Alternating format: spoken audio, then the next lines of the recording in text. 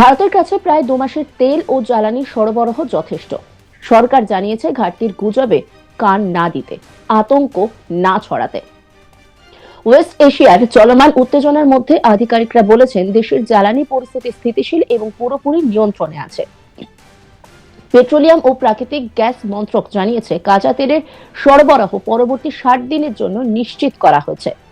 26 March 2026-এর PIB release অনুযায়ী তেল বিপণন কোম্পানিগুলো আগে থেকেই আমদানি ব্যবস্থা করেছে যাতে সরবরাহে কোনো ঘাটতি না থাকে। হরমুজ প্রণালীকে ঘিরে উদ্বেগ সত্ত্বেও ভারত 40টির বেশি বিশ্বব্যাপী সরবরাহকারীর কাছ থেকে কাঁচা তেল পাচ্ছে। আসলে অন্য অঞ্চল থেকে বেশি সরবরাহ যে কোনো ব্যাঘাতের ক্ষতি পূরণ করেছে। দেশের সব রিফাইনারি 100% বেশি ক্ষমতায় চলছে, জ্বালানির প্রবাহ স্থিতিশীল রেখে। ভারতের মোট রিজার্ভ ক্ষমতা 74 দিন, আর এখন আসল স্টক প্রায় 60 দিনের।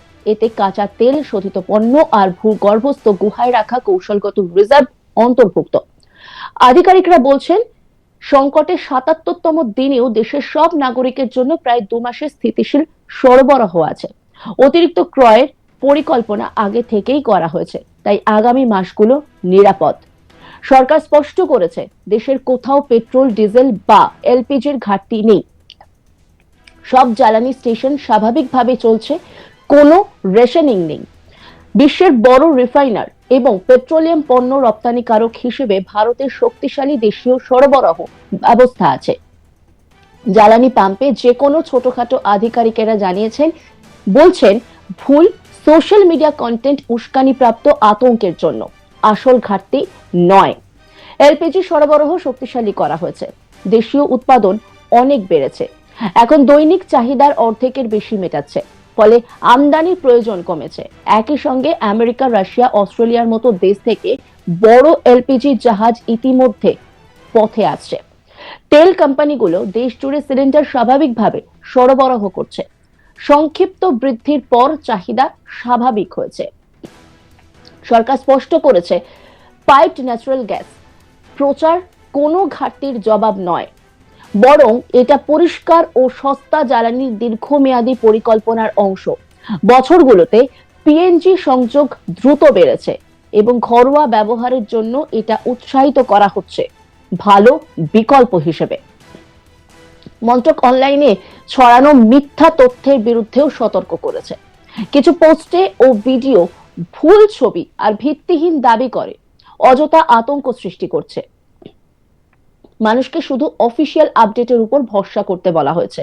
সরকার যোগ করেছে জনগণের আস্থা নষ্ট করা গুজব ছড়ানোর বিরুদ্ধে কঠোর ব্যবস্থা নেওয়া হতে পারে।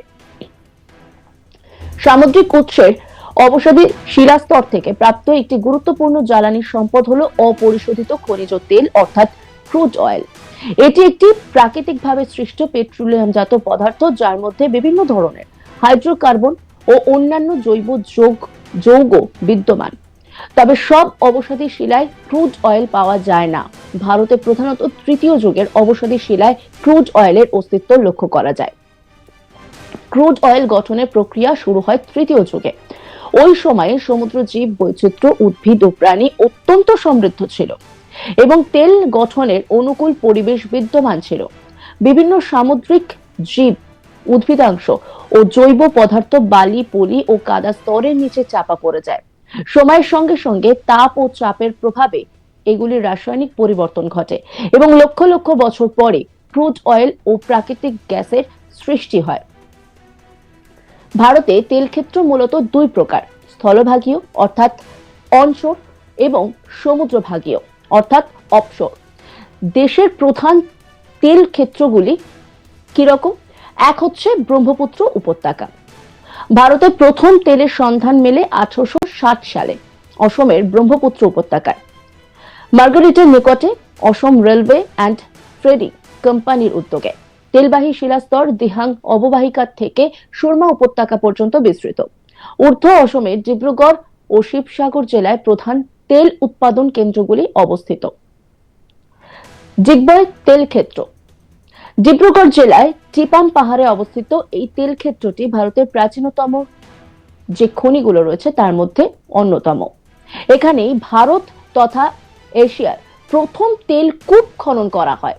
এই অঞ্চলে প্রায় 85টি তেলকূপ রয়েছে এবং এখানকার তেল ডিগবয়ের সংশোধনাগারে পাঠানো হয়। নাহারকাটিয়া তেল ক্ষেত্র 1954 সালে এখানে তেল উৎপাদন শুরু হয়। এটি ডিগবয় থেকে প্রায় 32 কিলোমিটার দক্ষিণ পশ্চিমে বুড়িদিহং নদীর বাম তীরে অবস্থিত।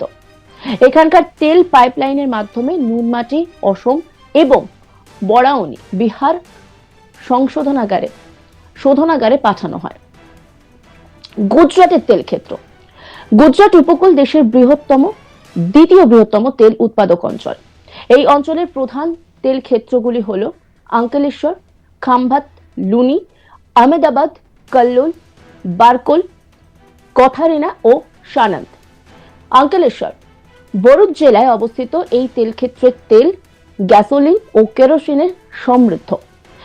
এখানকার তেল ট্রম্বে ও কোয়ালি শোধনাগারে পাঠানো হয়। খাম্বাত লুনি অঞ্চল ভাদোদরা শহর থেকে প্রায় 7 কিলোমিটার পশ্চিমে অবস্থিত। এই তেল ক্ষেত্রে হালকা প্রকৃতির তেল পাওয়া যায়। এখানে প্রায় 30 মিলিয়ন টনেরও বেশি ক্রুড অয়েলের মজুত রয়েছে বলে অনুমান। আহমেদাবাদ কাল্লোল অঞ্চল খাম্বাত উপসাগরের উত্তরে অবস্থিত এবং মেহসানা পর্যন্ত বিস্তৃত। এই অঞ্চলে কাল্লোল একটি গুরুত্বপূর্ণ তেল ক্ষেত্র। এখানকার তেল প্রধানত কোয়ালি শোধনাগারে পাঠানো হয়। রাজস্থান তেল ক্ষেত্র ভারতের অন্যতম বৃহৎ স্থলভাগীয় তেল উৎপাদক রাজ্য হলো রাজস্থান। রাজস্থানের মঙ্গল অর্থাৎ মাংলা অঞ্চলটি দেশের বৃহত্তম স্থলভাগীয় তেল আবিষ্কার ক্ষেত্র। এখানে মাংলা, সরস্বতী ও রাজেশ্বরী প্রধান তেল ক্ষেত্র। এছাড়াও উত্তরপ্রদেশের রামপুর জেলার বিলাসপুর তহসিল, পাঞ্জাবের জ্বালামুখী এলাকা এবং রাজস্থানের বারমের জেলায় ক্রুড অয়েলের সন্ধান পাওয়া গেছে। ভারতের সমুদ্রভাগীয় যে তেল ক্ষেত্রগুলো রয়েছে সেখানে দুটি ভাগে বিভক্ত, পশ্চিম উপকূলীয় তেল ক্ষেত্র এবং পূর্ব উপকূলীয় তেল ক্ষেত্র। পশ্চিম উপকূলীয় তেল ক্ষেত্র এই অঞ্চলের প্রধান তেল ক্ষেত্রগুলি হচ্ছে বম্বে হাই তেল ক্ষেত্র। এটি ভারতের বৃহত্তম তেল উৎপাদক ক্ষেত্র, যা দেশের মোট ক্রুড অয়েল উৎপাদনের 65%-এরও বেশি যোগান দেয়।